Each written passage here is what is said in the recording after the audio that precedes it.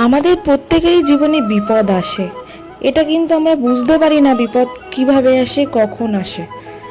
এটা আমাদের জীবনে আসে, আমাদের জীবনে কি খামতি আছে চলার পথে এবং আমাদের জীবনের ভুলগুলো ধরিয়ে দেওয়ার জন্য আসে। তো এই বিপদ হলো সেই মাধ্যম, এটা আমাদের জীবনের যে সমস্ত দুর্বলতাগুলো আছে সেগুলোকে শক্তিতে পরিণত করতে পারে। আচ্ছা, আমরা তো সবাই আমাদের আরাধ্য দেবতার জন্য মালা গাঁথি।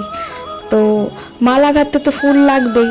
তো একটা ফুল দিয়ে যখন আমরা মালা গাঁথি, তো ফুলটাকে যখন আমরা নিই, তো ফুলটাকে সূচ দিয়ে যখন ফুলটার বুকে বিঁধে এপার ওপার হয়ে যায়, তখনই কিন্তু আমাদের প্রভুর জন্য মালাটা তৈরি হয়ে যায়। তো এই জন্য কখনোই বিপদকে ভয় পাবে না, বিপদের থেকে দূরে পালাবে না, একে স্বাগত জানাতে হবে। বোঝার জন্য